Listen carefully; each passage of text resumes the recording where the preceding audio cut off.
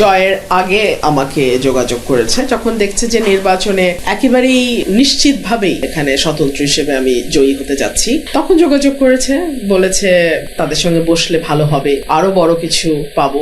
আমার দল তো আমাকে বহিষ্কারই করে দিয়েছে। আমার দল বলে তো আর কিছু না, এটা তারেক রহমান সাহেবের দল, উনি তো আমাকে বহিষ্কার করে দিয়েছেন, তার আমার দল না। আমার রাজনীতি আমার দলের রাজনীতি দলের। যেই ভোটের ফেয়ার ভোটের জন্য তাদের এত লড়াই সংগ্রাম 17 বছরের, গতকালকের ইলেকশনেও তো তা বিভিন্ন জায়গায় তাদের আচার আচরণ খুব ভালো ছিল না। হ্যাঁ, আওয়ামী লীগের ছায়া তো কিছু কিছু এখনই দেখতে পাচ্ছি। কুৎসিত মন্তব্য করেছে বিএনপির পদধারী নেতারা, আমি তাদের কাছেও কৃতজ্ঞ। কিন্তু সবাইকে অবাক করে দিয়ে যখন রুমিন ফারহানা তিনি বিএনপির মনোনয়ন পেলেন না, পুরো সিস্টেমের মধ্যে একটা ঝড় উঠলো। কেউ বলল যে বিএনপি এটা ভুল সিদ্ধান্ত ছিল। রুমিন ফারহানা তিনি নিজেই একটা ব্র্যান্ড। নিশ্চয়ই বুঝতে পারছেন, আলোচিত, খুবই আলোচিত, পরিচিত। দেখেন এই যে হাস নিয়ে তার উল্লাস, রুমিন ফারহানা। আসসালামু আলাইকুম ওয়া রাহমাতুল্লাহি ওয়া বারাকাতুহু। দেশ ও দেশের বাহিরে দূর দূরান্ত থেকে যারা এই মুহূর্তে ভিডিওটি দেখছেন, ভিডিওটি প্লে করেছেন, তাদেরকে অনুরোধ করব দয়া করে পুরো ভিডিও সম্পূর্ণ ধৈর্য সহকারে দেখবেন। খুবই গুরুত্বপূর্ণ এবং অত্যন্ত ইম্পর্ট্যান্ট ভিডিও নিয়ে উপস্থিত হয়েছি আপনাদের মাঝে। প্রিয় দর্শক, সম্মানিত বন্ধুগণ, দর্শক শ্রোতা মণ্ডলী, বিপুল ভোটে জয়লাভ করেছে ব্যারিস্টার রুমিন ফারহানা। তিনি এবারে কোনো দলীয় প্রতীক নিয়ে নির্বাচনে অংশ নেননি। তিনি স্বতন্ত্র প্রার্থী হয়ে লড়েছেন নির্বাচনের মাঠে। তারপরও তার জয় আকাশ ছোঁয়া। ব্যাপক পরিমাণ ভোটের ব্যবধানে সে জয়লাভ করেছে হাস মার্কা নিয়ে। প্রিয় দর্শক শ্রোতামণ্ডলী, ব্যারিস্টার রুমিন ফারহানা নির্বাচিত হওয়ার পরে, ভোটে জয়ী হওয়ার পরে কি জানালেন, তার অনুভূতি প্রকাশ করে আমরা সেটা শুনবো তার মুখ থেকে। এবং বিএনপিকে উদ্দেশ্য করে ব্যারিস্টার রুমিন ফারহানার কি বার্তা, সেটা আমরা দেখে আসবো।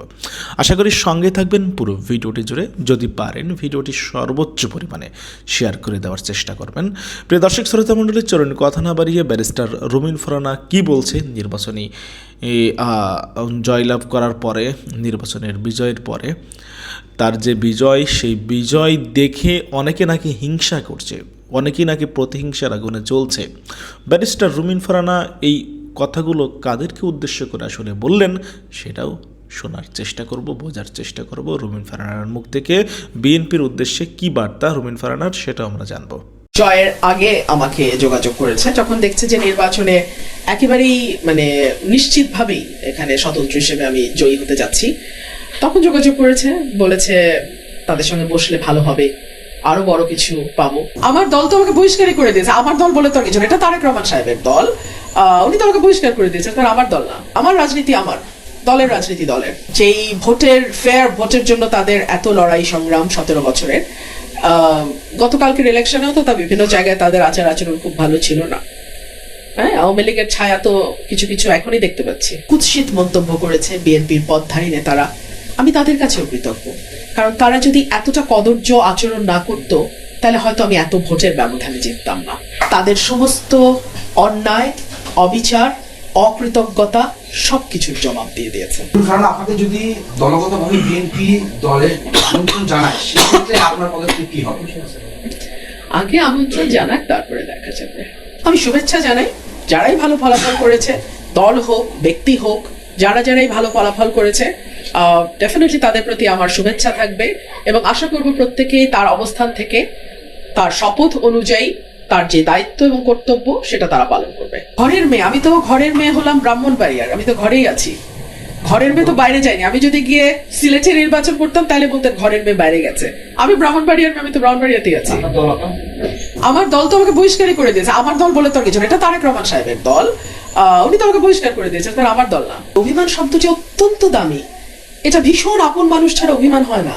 বিরক্তি থাকতে পারে, অসন্তুষ্ট থাকতে পারে, অভিমান কেন থাকবে? অভিমান খুব দামি শব্দ, এটা যেখানে সেখানে ব্যবহার করা যায় না। আর দলের ব্যাপারে আমার যেটা, হ্যাঁ, দলের আন্দোলন ছিল, সংগ্রাম ছিল ভোটের অধিকারের জন্য, আমাদের একটা ফ্রি ফেয়ার ইলেকশনের জন্য। সার্টেনলি সেই আন্দোলনে আমি শরিক ছিলাম।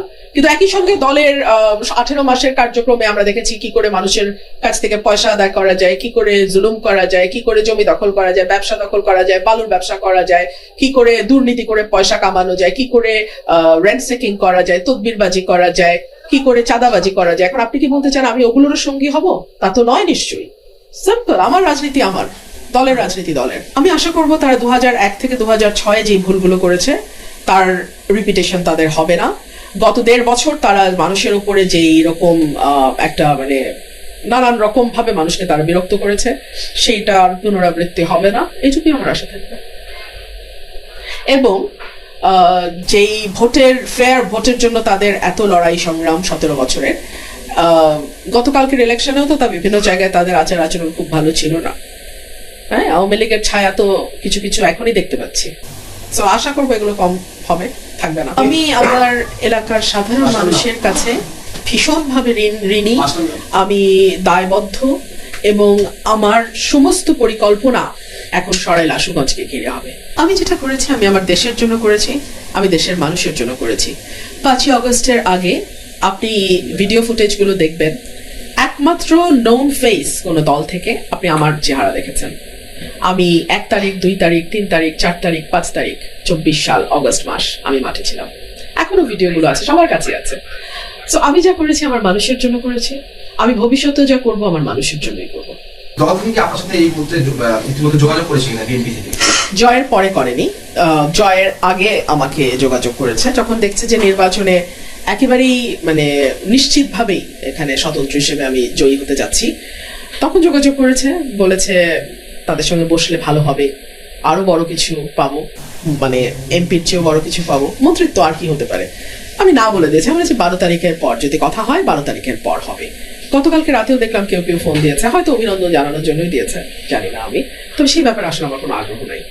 এমনকি আমি বলছিলাম যে যারা আমাকে ভোট দিয়েছে, যারা আমার পেছনে শ্রম দিয়েছে, যারা দিনের পর দিন রাতের পর রাত না ঘুমিয়ে কাজ করেছে, এবং যারা আমাকে অর্থ সাহায্য করেছে, যারা মোটামুটি আমার এই মাঠটাকে গত 1.5-2 বছর ধরে প্রস্তুত করেছে। আমার এই ইলেকশনের প্রস্তুতি কিন্তু 22 দিন বা 25 দিনের প্রস্তুতি না, এই প্রস্তুতি আমার 5ই আগস্টের পর থেকে আমি প্রতি সপ্তাহে অন্তত 4-5 দিন এলাকায় থাকতাম।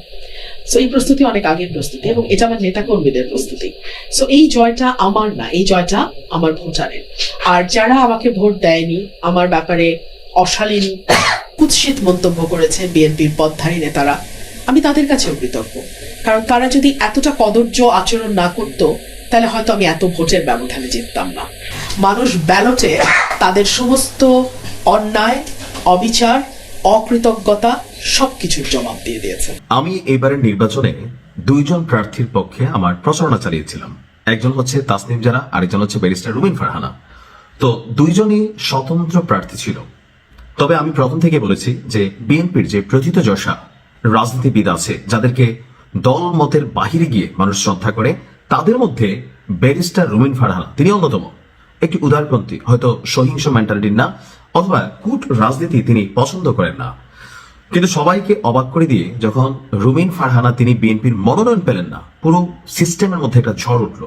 কেউ বললো যে বিএনপি এটা ভুল সিদ্ধান্ত ছিল, রুমিন ফারহানা তিনি নিজেই একটা ব্র্যান্ড, সেইখানে বিএনপি কিন্তু তাদের কোনো প্রার্থী দেয় নাই, দিছে কারে খেজুর গাছ মার্কা জুনাইদ আল হাবিব পীর সাহেব, ওনাকে দিছে।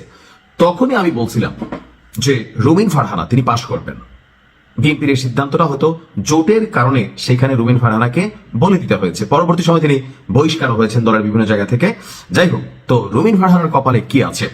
ব্রাহ্মণবাড়িয়া 2 আসনটি সরাইল, আশুগঞ্জ এবং বিজয়নগর, এই 3টি অংশ নিয়ে এখানে স্বতন্ত্র প্রার্থী হিসেবে নির্বাচন করেছেন রুমিন ফারহানা।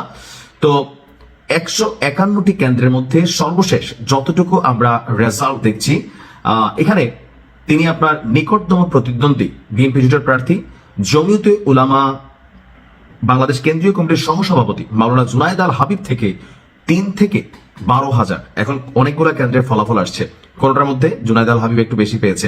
তবে টোটাল আমি যতটুকু দেখছি যে এই পর্যন্ত ধরেন 30% কেন্দ্রের রেজাল্ট আসছে, এখানে ভোটের ব্যবধান প্রায় 4,500-5,000, আর সামনে এই সংখ্যাটা বাড়বে। রুমিন ফারহানাদের সংসদে দরকার আছে ভাই, আপনি যে যাই বলেন, তবে আমার মনে হয় যদি বিএনপি এই আসনে এই জোটের খেলাটা থেকে বের হয়ে আসা রুমিন ফারহানাকে দিত, বিষয়টা একটু দৃষ্টিনন্দন হইতো। তবে যেটা হয়েছে নাকি খারাপ হয়েছে না, রুমিন ফারহানা তিনি একাধারে সমালোচক, একজন কড়া সমালোচক, কিন্তু পাশাপাশি তিনি নিজে একজন ব্যারিস্টার, তার নিজস্ব একটা ফ্যান বেস আছে, পারিবারিক একটা রাজনীতির ঐতিহ্য আছে। তো তারপরেও তিনি এখানে বিএনপির যে জোটের পলিসি, তো অনেক জায়গায় এরকম হয়েছে যে ধরেন জামাত এনসিপির জোটের পলিসির কারণে অনেক জায়গায় যে মানুষ দাড়ি পাল্লার জন্য অপেক্ষা করছে, সেখানে শাপলা করে ঢুকে গেছে, সমর্থকরা কান্না করছে, কারণ এই প্রার্থীকে তারা চিনে না বা পছন্দ করে না, হুট করে একজনকে দিয়ে দিছে। এখন দলের সিদ্ধান্ত ফাইনাল। তো জোট নিয়ে রাজনীতি করতে গেলে স্বাভাবিক সব আসনেই তো একটা নিজস্ব ক্যান্ডিডেট থাকে, কিন্তু কেউ না কেউ কুরবানির বলি হয়। বাট রুমিন ফারহানা তিনি নিশ্চিত ইনশাল্লাহ বিজয়ী হবেন। আমি মনে করি যে রুমিন ফারহানা এককভাবে তিনি সংসদকে কাঁপাবেন।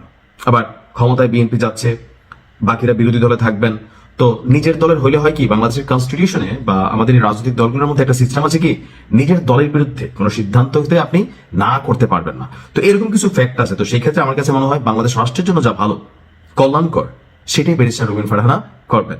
হাস্যোজ্জ্বল লাস্যময়ী রুমিন আপার জন্য অগ্রিম শুভেচ্ছা। ভালো থাকুন। একটা ভিডিও দেখাবো আর একটা ফিক্সড ছবি দেখাবো। দেখেন ভিডিওটা।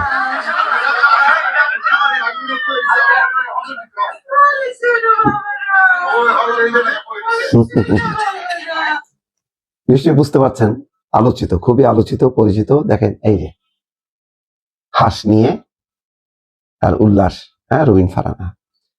এটা মানে খুবই খুশি হয়েছে, সারা দেশের মানুষ আমার ধারণা খুশি হয়েছে। রুমিন ফারহানাকে দল নমিনেশন দেয়নি, রুমিন ফারহানা এটাকে চ্যালেঞ্জ হিসেবে নিয়েছে। এবং আবার দলও ঠিক আছে, হাবিবি যেহেতু জোটের তাকে দিতেই হতো, নতুবা যেভাবে একেবারে মানে বিএনপিকে ধর্মীয় দল শূন্য করে বলার চেষ্টা করতেছিল যে এরা ধর্মে বিশ্বাস করে না, এরা হচ্ছে আওয়ামী দোসর, ভারতীয় দোসর, তো সেই ক্ষেত্রে তার দেখানোর দরকার ছিল, সেই হিসেবে কনসিডার করতে হয়েছে বিএনপিকে। ফলে বলতে গেলে রুমিন ফারহানার মতন একজন খুবই জনপ্রিয় মানুষকে বলি দিতে হয়েছে ব্রাহ্মণবাড়িয়া 2 আসনে। 38,000-এর বেশি ভোটের ব্যবধানে প্রতিদ্বন্দ্বী সেই হাবিবিকে, একটা ইসলামিক দলের তিনি সহসভাপতি, তাকে হারিয়েছেন। এটা খুবই ভালো, সংসদটা আলোকিত হবে, উজ্জ্বল হবে। এবং আমি এটাও আশা করব বিএনপি তো সরকার গঠনে সমস্যা হবে না, সংসদেও তাদের ভালো অবস্থান থাকবে। রুমিন ফারহানাকে মুক্ত রাখেন। রুমিন ফারহানা প্রতি অনুরোধ থাকবে তিনি যাতে বিএনপিতে আর যোগ না দেন, আর বিএনপিও যাতে তাকে আর দলে না এনে বরং সংসদে রুমিন ফারহানা গঠনমূলক ভূমিকা রাখুক, তার ক্ষুরধার বক্তব্য যুক্তি সে পেশ করুক। এতে সংসদটা জমজমাট হবে। সংসদটা একেবারে মানে কোনো প্রাণ নাই সেটা কিন্তু মনে হবে না। আমার আরেকটা কষ্ট হলো, তাসনিম যারা, এই 2 নারী যদি আসতেন তাহলে অন্তত জামাতের জন্য একটা লজ্জা হতো আর কি। অন্তত জামাত থাকার পরেও সমস্ত ফোকাস পয়েন্ট থাকতো তাসনিম যারা, তারপর রুমিন ফারহানাদের মতন মানুষদের প্রতি। তারা তো নারী, কোনো নারী এমপি দেয়নি, অথচ ওরা বলে যে কি সংস্কার নাকি শেষ হয়ে যাবে যদি তারা জিততে না পারে, আর বিএনপি যদি আসে সংস্কার হবে না। এই সংস্কারে আছে কিন্তু 5% হচ্ছে নারীকে মনোনয়ন, সেটা মানে নাই, কিন্তু 1%ও নাই। তারপরেও নাকি ওনারা সংস্কার বাস্তবায়ন করবেন, এটাই তাদের মূল প্রত্যয়। দেখ, এই বিতর্ক না আসে। রুমিন ফারহানা, তাসনিম যারা জন্য আফসোস করে লাভ নেই, হাহাকার বিষয়। তাসনিম যারা সোশ্যাল মিডিয়াতে খুব পপুলার, তাসনিম যারা দমে যাওয়ার প্রার্থী না, তাসনিম যারা একটা ভালো নির্বাচন করেছে, কয়েকটা ছবিও দেখেছি কিভাবে সে তার প্রতিদ্বন্দ্বী বিএনপির হাবিবকে সম্মান জানাচ্ছেন, হাবিবও তাকে ছোট বোন বলে সম্ভাষণ করছেন। এটা ভালো লেগেছে। খুব খারাপ অভিজ্ঞতা আমার হচ্ছে ঢাকা 8 মির্জা আব্বাসের প্রতি নাসিরউদ্দিন পাটোয়ারির যে মনোভাব, যে বক্তব্য, যে ধরনের ঘৃণামূলক একটা আচরণ তার, এটা অকল্পনীয়। এরকম যদি আর 2, 4, 5টা থাকতো, এই ইলেকশনটা একটা জাহান্নামে পরিণত হইতো। যাক, সেখানে রুমিন ফারহানাও বিএনপিকে আকার ইঙ্গিতে সমালোচনা করেছে। তখন এটা যেহেতু নির্বাচন, তাকে করতেই হতো, তারও একটা ক্ষোভ আছে, রাগ আছে, সেটা বই প্রকাশ করেছে। যাক, সেগুলি এখন অতীত। এখন এবং সামনের ভবিষ্যৎটা হচ্ছে এই যে রুমিন ফারহানা এখন এমপি, শপথ নেওয়ার আগেই বলে দিচ্ছি তিনি এমপি হিসেবে, স্বতন্ত্র হিসেবে তার কোনো দায়বদ্ধতা থাকবে না। যেটা সঠিক সেটার পক্ষে অবস্থান নিক, যেটা ভুল সেটা সামনে তুলে ধরুক। এতে মানুষ উপকৃত হবে, রাজনৈতিক দলগুলো ঠিক থাকবে, সরকার ঠিক থাকবে। সেই ভূমিকাটা পালন করলে আমি খুশি হব। দর্শক ভালো থাকবেন, আল্লাহ হাফেজ।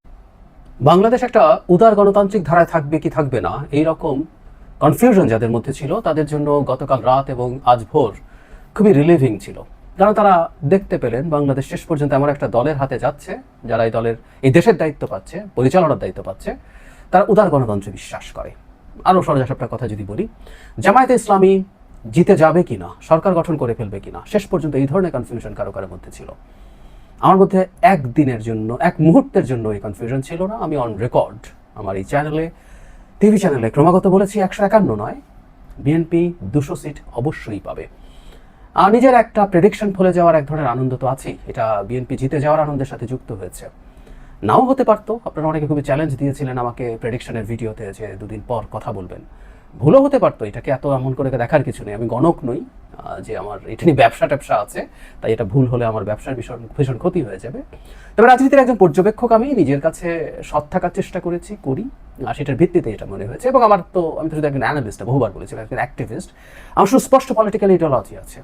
আমি একজন লিবারেল ডেমোক্র্যাট, সুতরাং উদার গণতন্ত্রী মানুষ। আমি চাই বাংলাদেশ এমন কোনো দলের হাতে কখনো যেন না যায় সকল সৎ শাসন বা সৎ লোকের শাসন, দুর্নীতিমুক্ত সুশাসন ইত্যাদি ইত্যাদির নামে, যে শেষ পর্যন্ত বাংলাদেশকে একটা ফ্যাসিবাদী ব্যবস্থার দিকে নিয়ে যাবে। এটা নিয়ে আমার অবস্থানের কোনো দ্বিমত ছিল না। এবং 5 আগস্ট পরবর্তী সময়ে প্রচুর ঝড়ঝাপটার মধ্য দিয়ে গেছি। আমি এভাবেও বলার চেষ্টা করেছি, এটা নিচে রেস্ট্রিক্ট করি, বলতে ভাল লাগে না, কিন্তু বলেছি যে কেউ আমার ইউটিউবের এই চ্যানেলের 5 আগস্টের পূর্ববর্তী সময়ের ভিডিওর গালিগালাজ দেখবেন আর 5 আগস্টের পরের গালিগালাজ দেখবেন। তখন আওয়ামী লীগের বিরুদ্ধে কিভাবে বলেছি, কি বলেছি, তার প্রতিক্রিয়া কতটা গালিগালাজ পেয়েছি আর এখন কতটা গালিগালাজ পাই, এই তুলনাটা যে কেউ করতে পারেন। যাই হোক, নির্বাচনটার সর্বশেষ ফলাফল আমি যেটা ভেবেছি সেটা হয়েছে, খানিকটা বেশিই হয়েছে। 218 আমি সোফার লাস্ট যেটা দেখলাম। জামায়াতে ইসলামী 73, জামায়াতে ইসলামী 70 মতো পেতে পারে সর্বোচ্চ, এরকম একটা প্রেডিকশন আমার ছিল। স্বতন্ত্ররা একটু খারাপ করেছে, সে কারণে জামাতের সিট একটু বেশি দেখা যাচ্ছে। এটা নিয়ে প্রচুর অ্যানালিসিস আছে, করব, প্রতিটা জায়গায় অ্যানালিসিসের জায়গা আছে। আমি সেটা নিয়ে কথা বলতে চাই। বিএনপির যে স্বতন্ত্ররা নিজেরা জিতুক না জিতুক, জামাতকে অনেক জায়গায় জিতিয়ে আনতে সাহায্য করেছে, বিএনপির গাছাড়া ভাব ছিল, এগুলো নিয়ে বিস্তারিত অ্যানালিসিসের প্রয়োজন আছে। এবং আমি জামাতের যে রেজাল্ট, আমি আগের দিনই বলেছি, হওয়ার আগে, নির্বাচনের আগে জামাত বিজয়ী হয়েছে বলেছি। যাই কয়েকটা জিনিস একটু বলে রাখা ভালো এখন এই নির্বাচনের জন্য, কিছু ধন্যবাদ এবং কৃতজ্ঞতা। কারণ আমি নির্বাচনকে অত্যন্ত বড় হিসেবে দেখি। আমাদের এক ধরনের প্রবণতা আছে, বিশেষ করে আমাদের সিভিল সোসাইটির মানুষের মধ্যে এটা আছে, যারা নির্বাচন হলেই বাকি, নির্বাচন তো দেখেছি, এগুলো নিয়ে প্রচুর ডিবেট করেছি এবং যে কারোর সাথে আবার ডিবেট করতে প্রস্তুত আছি। পৃথিবীতে প্রচুর একাডেমিক কাজ আছে, এম্পিরিক্যাল এভিডেন্স আছে, সেটা যেটা বোঝা যায় এটা কত গুরুত্বপূর্ণ। যাই হোক, সরকার, নির্বাচন কমিশন, রাজনৈতিক দল এবং সরকার বললে তো আসলে সেনাবাহিনী বলার দরকার ছিল না, কিন্তু আমি সেনাবাহিনীকে আলাদাভাবে কৃতিত্ব দিতে চাই, যে সেনা প্রধানকে কৃতিত্ব দিতে চাই। আসছে সেই জায়গায় প্রথম সরকারের কথা। ডক্টর ইউনূস প্রায় বলতেন যে তারা ইতিহাসের শ্রেষ্ঠ বা খুবই টপ নির্বাচনগুলোর একটা করতে যাচ্ছেন সব প্যারামিটারে। আমি এই কথাটা সমালোচনা করেছি। আমি জানতাম একটা ভালো নির্বাচন হবে, গ্রহণযোগ্য নির্বাচন হবে, অন রেকর্ড অসংখ্যবার বলেছি, কিন্তু শ্রেষ্ঠ নির্বাচন হবে এটা ক্রিটিক করেছি। ডক্টর ইউনূসের মোটিভেশনাল কথা বলতে উনি মোটিভেশন দিতে মাঝে মাঝে অনেক বেশি বলে ফেলেন বলে ওনার একটা প্রবণতা আমি খেয়াল করেছি। এটা ওনার আছে আসলে, তাই এটাকে আমি সেভাবে ধরে আমি এটা সমালোচনা করেছি। কিন্তু আমি সত্যিই মনে করি শেষ পর্যন্ত নির্বাচনটা যেমন হয়েছে, অসাধারণ নির্বাচন হয়েছে এবং নির্বাচনের পরিবেশ, নির্বাচনের ম্যানেজমেন্ট, সব কিছুতে এটা বাংলাদেশের টপ নির্বাচন হওয়ারই সম্ভাবনা বেশি। অন্যান্য নির্বাচন খুবই ভালো ছিল, কিন্তু এইরকম ভায়োলেন্সহীন, রক্তপাতহীন, মারামারিহীন, অগ্নিসংযোগহীন, ককটেল ফাটানোহীন, গুলি করাহীন একটা নির্বাচন আমরা সবচেয়ে সেরা নির্বাচনগুলো তো দেখিনি। এই অঞ্চলের প্রবণতা আছে এগুলো হওয়ার, কিন্তু এটা হয়নি। এটার কৃতিত্ব সরকারের তো আছে, আমি অনেক বেশি কৃতিত্ব রাজনৈতিক দলগুলোকে দিই, আমি জামায়াতে ইসলামীকে দিই। তারা, বিএনপি তো আছেই, তারাও তাদের জায়গা থেকে সহনশীলতা দেখিয়েছে, কোনো সন্দেহ নেই। আমি দুই প্রধানের বক্তব্যের সহনশীলতা, পরস্পরকে ছাড় দেওয়ার প্রবণতা, শালীনতা, এগুলোর প্রশংসা করেছি। সেগুলো শেষ পর্যন্ত ওয়ার্ক করেছে। দলের র্যাঙ্ক অ্যান্ড ফাইল মনে করেছে এটা করা যাবে না। শুধু তাই না, নির্বাচনের ফলাফল গ্রহণ না করে আবার একটা হুজ্জতি বাঁধানোর জন্য আহ্বান ছিল। বাইরে বসা কিছু লোকজনের উস্কানি ছিল। জামাত সেই উস্কানির ফাঁদে শেষ পর্যন্ত পা দেয়নি, দ্যাটস গুড। যদিও জামাতকে চিন্তা করতে হবে, সিদ্ধান্ত নিতে হবে। জামাতের আমির এরকম বাইরে বসে থাকা একজনের সাথে ছবি তোলেন, আড্ডা দেন, যিনি নারীকে স্লাট শেমিং করাই যার প্রধান কাজ। জামাতে ইসলামী সৎ লোকের শাসন আর ইসলামের কথা যদি বলেন, এদের সাথে কতটুকু সম্পর্ক রাখবেন না রাখবেন তাদের এই সিদ্ধান্তে আসতে হবে। যাই হোক, জামাতে এখন পর্যন্ত অন্তত এই ফাঁদে পা দেননি। এটা ভালো, এটাকেও আমরা প্রশংসা করি। সরকার ভালো পারফর্ম করেছে, আর সরকার এবং নির্বাচন কমিশন আদতে একটা ইউনিটের মতো কাজ করে। টেকনিক্যালি এটা নির্বাচন কমিশন, কিন্তু আমরা প্রায় বলি বাংলাদেশের মতো দেশে আসলে সরকার না চাইলে ভালো নির্বাচন হয় না। ডক্টর ইউনূসের সরকার একটা ভালো নির্বাচন দিতে চায়, এটা আমি কনফিডেন্ট ছিলাম। সরকারের একটা অংশ, যে অংশটাকে যারা সোশ্যাল মিডিয়া চোখ টোক রাখি আমরা অনেকে জানি, তাদের চেষ্টা আছে, সেই চেষ্টা ইভেন প্রথম আলো, ডেইলি স্টার, উদীচী এবং ছায়ানট যখন পুড়িয়ে দেওয়া হয় তখনও সেই চেষ্টার অংশ সরকারের ওই পার্টটা ছিল। নুরুল কবি তো আছেনই, সরকারের অংশ এবং যারা তার কলিগ সেই নাহিদ ইসলাম একই রকম মন্তব্য করেছেন। শেষ পর্যন্ত সেটা উতরে গেছেন এবং এটার জন্য নির্বাচন কমিশনও বেশ দুর্বল। আমি বলেছি, আমি এখনও সেটা মনে করি। কিন্তু যে বললাম, রাজনৈতিক দলগুলোর মধ্যেও যেহেতু সিরিয়াস সদিচ্ছা ছিল, তারা মেজর সংঘাতে যাবে না, সেটাও সবকিছু মিলে কাজ করেছে, সবকিছু একসাথে সিঙ্ক করেছে। মানে আমরা শেখ হাসিনার সময় একটা কথা বলি যে আমাদের সবার সব প্রচেষ্টা একসাথ হয়েছে, সেই কারণে এই ঘটনা হয়েছে। এবার একটু কথা বলতে চাই সেনাবাহিনী নিয়ে, সেনাপ্রধান নিয়ে। ওনার একটা আলাদা আলোচনা দাবি করতেই পারেন। 5 আগস্ট পরবর্তী সময় আমরা খেয়াল করব, অল্প কিছুদিনের মধ্যেই প্রধান টার্গেটে পরিণত হলেন সেনাপ্রধান জেনারেল ওয়াকারুজ্জামান। বহুবার বলেছি, শেখ হাসিনার পতন না হলে 1 নম্বরে ফাঁসির যে তালিকা থাকতো 1, 2, 3, 4, 5, প্রথম 2, 3 এর মধ্যেই ওয়াকারুজ্জামান থাকতেন। উনি যদি থেকে যেতে পারতেন, কোনো সন্দেহ নাই, উনি শেষ পর্যন্ত জনগণের পাশে দাঁড়িয়েছিলেন। কিন্তু এটা হয়নি। উনি এটা কেন, উনি শেখ হাসিনার আত্মীয় কেন? উনি যখনই কোনো কথা বলেন ওনাকে ইন্ডিয়ার সাথে ট্যাগ করা হয়। ইন্ডিয়ান সেনাপ্রধান কি বলেছেন, যোগাযোগ রেখেছেন, ইন্ডিয়ান সেনাপ্রধান বাংলাদেশের সেনাপ্রধানের সাথে যোগাযোগ রাখতে পারেন, কিন্তু ওটা করেই তিনি দালাল হয়ে গেলেন। এইরকম নানানভাবে তার সমস্যা তৈরি করার চেষ্টা করা হয়েছে। কারণটাও খুব স্পষ্ট ছিল, কারণ এই ভদ্রলোকই প্রথম রয়টার্সের সাথে ইন্টারভিউতে 1.5 বছর, মানে 1.5 বছর না 18 মাস শব্দটা বলেছিলেন, আমার মনে আছে। তিনি সরকারকে সাহায্য করছেন, বাস গেল রব হলো, চাতা বলা শুরু হলো তাকে নিয়ে। তারপর যেটা হলো, তিনি আবারও ডিসেম্বরের মধ্যে নির্বাচনের কথা বলছে। তার মানে যারাই নির্বাচনের কথা বলেছে তার বিরুদ্ধেই দাঁড়িয়ে গেছে। সরকারের ভেতরে কেউ যদি নির্বাচনের কথা বলে, ডক্টর আসিফ নজরুল কখনো কখনো বলেছেন, তার বিরুদ্ধে দাঁড়িয়ে গেছে। বাইরে থেকে যারা বলেছেন তারা কচুখ্যাতি হয়ে গেছেন বা ভারতের দালাল হয়ে গেছেন। অনেকবার বলেছে, আর একটু স্মরণ করিয়ে দিতে চাই, আজকে একটা বিশেষ দিন। আমার ইউটিউব চ্যানেল ভারত সরকার কমপ্লেইন করে বন্ধ করেছে। আমি ইউটিউবের অফিসিয়াল মেইল পেয়েছি, তাকে ভারত সরকারের কমপ্লেইনের কথা ক্লিয়ারলি লিখে দেওয়া হয়েছে। ওখানে ভিডিও করেছিলাম, আমিও ভারতের দালাল। এবং আমাকে যারা নিয়মিত দেখেন, কেউ মনে করেন আমি ভারতের ব্যাপারে অনেক বেশি টাফ, কিন্তু দালাল হয়ে গেছে। কারণ আমি নির্বাচন দীর্ঘকাল থেকে চেয়েছি, নির্বাচন বাদ দিয়ে এই সরকার 5 বছর ওই করো সেই করো, এসব আলাপকে প্রোটেক্ট করার চেষ্টা করেছি, সেই কারণে সমস্যা। যাই হোক, ওয়াকারুজ্জামান তার জায়গায় শক্ত ছিলেন, ভীষণ শক্ত ছিলেন। তার টিম, তার কলিগস, এন্টায়ার মিলিটারি, শেষ পর্যন্ত তারা যেভাবে পারফর্ম করেছেন, তারা যেভাবে এই নির্বাচনটাকে শান্তিপূর্ণ রেখেছেন। যেমন আমি একটা উদাহরণ দিই, আমরা ভিডিও দেখেছি, সেনাবাহিনী বিএনপির কিছু লোকজন যখন কেন্দ্রে ঝামেলা করার চেষ্টা করছে, তাদের উপরে বল প্রয়োগ করে তাদেরকে ছত্রভঙ্গ করছে। আমি তো জানি, আমি বহুদিন থেকে বলছি, যে কেউ জানে, কেউ হয়তো উটকো বেশি ভয় পেয়েছেন, বিএনপি ক্ষমতায় আসছে, 151 অ্যাটলিস্ট পাবে, এটা তো ভেবেছে। তো বিএনপি ক্ষমতায় আসবে জেনে বিএনপির অন্যায়, বিএনপির অনিয়ম সেনাবাহিনী কিন্তু টলারেট করেনি। তারা নিউট্রালি একেবারে যেখানে যা করা দরকার ছিল সেটা করেছেন। এটা অসাধারণ। 5 আগস্টের সময় সেনাবাহিনী বাংলাদেশের জনগণের পাশে যেভাবে দাঁড়িয়েছিলেন, সেনাপ্রধান তো বটেই, অন্য অফিসার এবং একেবারে সৈন্য পর্যন্ত, তারা দীর্ঘ একটা সময় মাঠে থেকেছেন। এই কাজের জন্য তারা ট্রেন্ড না। সেনাবাহিনীর কাজ শত্রুর সাথে যুদ্ধ করা, আইন শৃঙ্খলা রক্ষা করা তাদের কাজ না, কিন্তু তারা দীর্ঘদিন মাঠে থেকে সেই কাজটা করেছেন আমাদের পুলিশ বাহিনীর বর্তমানে। এবং ফাইনালি তারা নির্বাচনে অবিস্মরণীয় দায়িত্ব পালন করেছেন। আমাদের আন্তরিক কৃতজ্ঞতা তাদের প্রতি। কেউ বলবেন সেনাবাহিনীকে আলাদা করে কেন, এটা তো সরকারের পাঠ। আমি আগেও বলেছি, সেনাবাহিনী এই মুহূর্তে অন্তত খানিকটা ডিফারেন্ট এন্টিটি তারা আছে। সেটা থাকার কারণেই সেনাবাহিনীকে আমরা আলাদাভাবে দেখব। এই বাহিনীটার প্রতি শেখ হাসিনা তার স্বৈরাচারী ব্যবস্থার কারণে কিছু মানুষকে ব্যবহার করে ব্যক্তিগত ক্ষমতা ধরে রাখা এবং দীর্ঘায়িত করার কারণে সাহায্য করেছে, কিন্তু মূল বাহিনীটা দেশের জনগণের পক্ষে আছে। এটা একটা অসাধারণ ব্যাপার। অথচ এই ধরনের ভলেটাইল সিচুয়েশন সেনাবাহিনীর ক্ষমতায় আসার জন্য সবচেয়ে উপযোগী সময়। সেনাপ্রধান অ্যাডভেঞ্চারাস হতে পারতেন, যদিও সেটা না করে তিনি তার একটা স্পিচে বলেছিলেন, which I can clearly remember. তিনি বলেছিলেন, যদি কোনো সমস্যা হয় আমি নুরুদ্দিন স্যারের সাথে কথা বলি। ইয়াস, জেনারেল নুরুদ্দিন এরশাদ পতনের পর বা ওই সময়টাতে সেনাপ্রধান ছিলেন, তিনি চাইলে এরশাদের পতনের পর তিনি ক্ষমতা নেওয়ার জন্য অ্যাডভেঞ্চারাস হওয়ার চিন্তা করতে পারতেন। আর জেনারেল ওয়াকারের তো পরিস্থিতি আরও ভালো ছিল। এই মুহূর্তে দরকার সেনাবাহিনী সরকার। 2, 3, 4 তারিখে সব স্লোগান হয়েছে, এগুলোর ভিডিও এখনো পাওয়া যায়। মানুষ ভীষণ খুশি মনে সেনাবাহিনীকে স্বাগত জানাতো। তিনি সেটা করেননি। একজন প্রফেশনাল অফিসার হিসেবে তার চাকরি জীবন শেষ করতে চেয়েছেন এবং বাকি আর খুব বেশি সময় নেই পাওয়ার ট্রান্সফারের। আমরা চাই তিনি সেভাবেই তার কাজ করুন, এবং শুধু তাই না, সেনাবাহিনীর বিভিন্ন পর্যায়ের বিভিন্ন মানুষজন, এর ভেতরেও নানা রকম শয়তানির চেষ্টা হয়েছে, শব্দটা কঠোর তারপরে বলছি। সেনাবাহিনীর ভেতরেও যে মানুষজন চেয়েছে নির্বাচন না হোক, যে মানুষজন চেয়েছে এই সরকারের ক্ষমতা দীর্ঘায়িত হোক যাতে তারা অনেক বেশি এম্পাওয়ার থাকতে পারেন for a very long period, সেই মানুষগুলো নানান শয়তানির চেষ্টা করেছেন। এগুলো নস্বাতে যারা যারা চেষ্টা করেছেন, তারা এফোর্ট দিয়েছেন, প্রত্যেকের রোল আছে এই দেশের গণতান্ত্রিক ট্রান্সফরমেশনের উত্তরণের পথে। আমরা একটা অসাধারণ সময়ের দিকে যাব বলে আমি বিশ্বাস করি। বিএনপি একটা খুবই শক্তিশালী সরকার গঠন করুক, এটা আমি চেয়েছি সবসময়, বহু জায়গায় বলেছি, আবারও এটা বিশ্লেষণ করতে চাই যে 2/3 মেজরিটি যেন ধানের শীষ পাবে। আমি কনফিডেন্ট ছিলাম, এই পাওয়াটা হলো। এবার কেন এটা চেয়েছি, কি করা উচিত? আবার 2/3 একটা কার্সের কথা বলা হয়, 2/3 পেয়ে গেলে সে এমন হয়ে যাওয়ার প্রবণতা থাকে, সে দ্রুত জনপ্রিয় হয়ে ওঠে। সেই কার্সে যেন বিএনপি না পড়ে সেটা দেখা।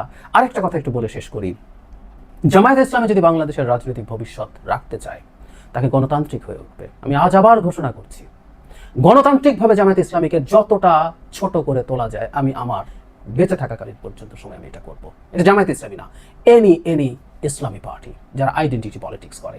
কেউ একজন যদি অন্য কোনো আইডেন্টিটি নিয়ে বাংলাদেশে আবার কোনো পলিটিক্স করতে চায়, আমি সেটারও বিরুদ্ধে দাঁড়াবো। বারবার বলছি, এটা শুধু ইসলাম না, এটা শুধু ইসলাম না, মোদির সরকার, যেহেতু আমার চ্যানেল সরকার বন্ধ করিয়েছে, মোদির সরকার আমাকে পছন্দ করে না, কারণ আমার মতো স্ট্রং ক্রিটিক খুব কম আছে মোদির। আমার জায়েদ স্টেক অন জিও পলিটিক্স একটা চ্যানেল আছে, ঢুকে দেখবেন। সুপ্রিয় বন্ধুগণ, দর্শক শ্রোতা, আপনারা দেখতে পারলেন। ব্যক্তিগত মতামত অবশ্যই কমেন্টে জানাবেন।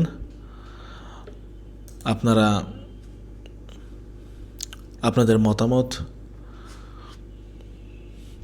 আপনারা কি বলতে চান? রুমিন ফারহানা তিনি যে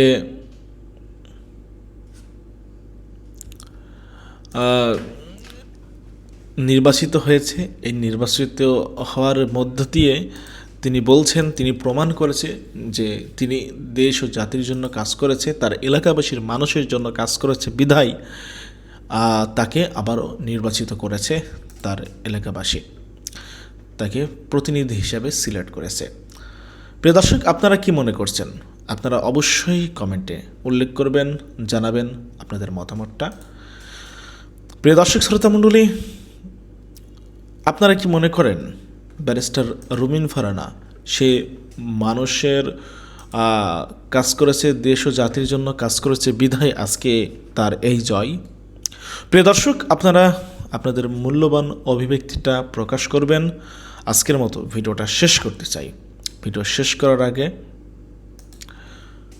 বলতে চাই আবারও যে যারাই ক্ষমতায় এসেছে তারা সুন্দরভাবে সুষ্ঠু ধারাটা একটি রাজনৈতিক পরিবেশ বাস্তবায়ন করুক, সুষ্ঠু একটা রাজনৈতিক ধারা বাস্তবায়ন করুক, শান্তিপূর্ণভাবে দেশ পরিচালনা করুক, সেই প্রত্যাশা, সেই কামনা রেখেই বিদায় নিচ্ছি।